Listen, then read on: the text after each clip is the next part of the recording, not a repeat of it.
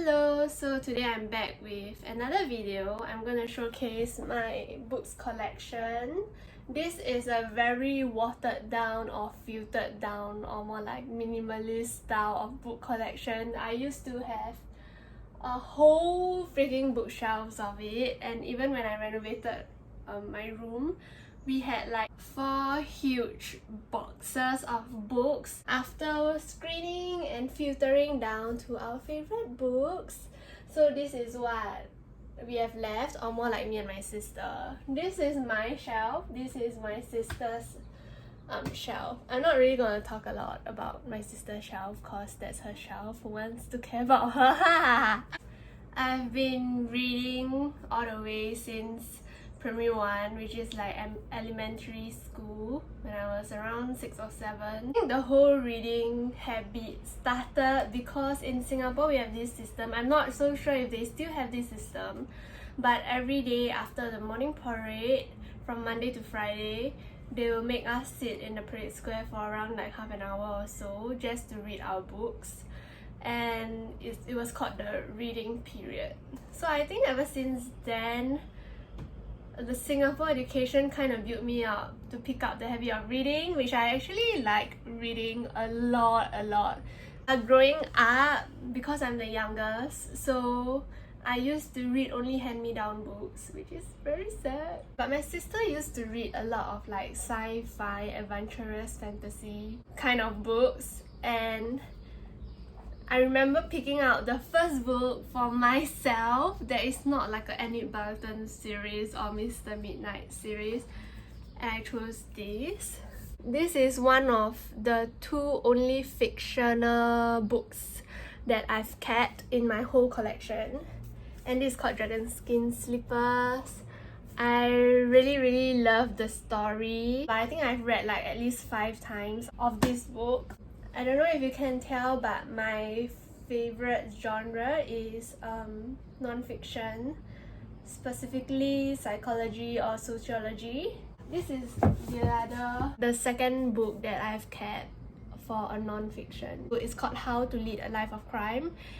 It was recommended by my sister, and I ordered 2 of them accidentally, by accident, on Amazon. I gave another one to my friend. I would totally recommend this. It's about, there is this academy that trains people to commit crimes legally, and some of the legal stuff actually was already carried out by the institute to the real life, but the people, yeah, there's just a lot of things. I'm not going to spoil the story for you, but it's a really good fictional story. And amongst my favorite genre, one of the genre that I was really enjoying and reading a lot is about eating disorders, or specifically towards anorexia. I have around like 1, 2, 3, 4, 5, 6, 7, 8, 9, 10, 11, 12. I have bought 12 books relating to anorexia, which I don't know why, but there was a period of time when I still had my own Instagram account. I was following a lot of ladies with anorexia, and I was just very curious about how they were thinking. I started to read a lot of them. I have 12 books here with me, but actually towards the later part of uni, I actually started to borrow books instead of buying them, because I just want to go into the circular economy. I've also borrowed at least 10, I would say, from the library relating to this topic. And usually if I really like the book, I would go online, or I would go to Kinokuniya to buy the book for my own collection. So basically all this collection here, the collection here is like my favorite. Other than anorexia, I was also into like psychology or like psychopaths. I don't know why like I got interested into this, but yeah, I was very interested into anorexia and like psychopath. I have also a book on sociopath, which is here. Ta-da! This is not bad. Yeah. And self-help books, not a lot. I actually don't particularly enjoy self-help books, especially books like this. I'm so sorry if this is one of your favorite books. I really cannot read it. So it looks like this. To me, the inside of the books is quite important. Usually if I look at this, I wouldn't even like buy it.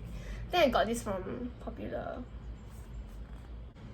And you don't need to read this book, okay? If you want to read about self-confidence, maybe I should do another video about it. Not sure if anybody is interested, but I didn't even finish book. This is like one of the few books that I couldn't finish, or one of the only books that I've bought that I couldn't finish. Pertaining to self-help books, I think this is the only book that helped me quite a bit. I think I bought this when I was in uni year 1. It was in Popular. So the thing about bookstores in Singapore is that, if it is Singapore based, I don't know if Popular is Singapore based or whatnot. I think so, but it's very privated.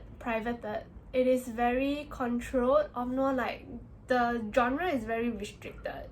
All the books about sociology and anorexia and psychopaths, I couldn't find more than 1 or 2 in the whole section of a big Popular bookstore. And yeah, so Kinokuniya is the way to go if you want to read about something more interesting, like, or more like specifically into this genre about eating disorders or something like that will make your mind goes like, eh. Maybe it's censorship, I have no idea. Yeah, but I would totally recommend this book if you are like very shy, or you're trying like do something with, I don't know, if you're just very shy and you don't know what to do with it. This is another book that I've enjoyed. Oh my god, you know it's supposed to be all white.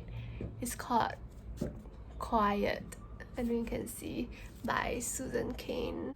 Would also strongly recommend this book if you are an introvert. If you are interested in leadership, I would recommend this book. By Robin Sharma. It's about the man who sold his Ferrari. This is a birthday gift from my sister, and it's really very good. It's deep, but they make it into a story, so it's also easier to read. Of my whole entire anorexia or eating disorder collection, I would say that this is my favorite. It's called Wasted by Maria Hornbecher. I don't know how to pronounce her name, I'm so sorry. This is my favorite anorexic book. And this is the book that got me into the whole anorexia craze. I mean, reading craze, until there was a point where I remember I was in this supermarket and I was just looking at all the snacks. I remember being hungry, and there was a phase that I started to watch my calorie count, and my heart just started like beating really fast. And I'm not sure, is it because the supermarket is noisy? Generally the supermarket is noisy for me, and my whole Instagram feed was following anorexic girls. And I don't know, is it because when I read a book, I tend to go very into it. Back when reading was my hobby, I would just read, and I can like read for hours, and I would finish a book really fast. If I was in the middle of a chapter, I would want to finish the whole chapter before I do something else. And after that, I just stopped reading anorexic books entirely because I was scared that I'm getting influenced by what I'm reading, which is quite funny. I generally enjoy a little dark or sick.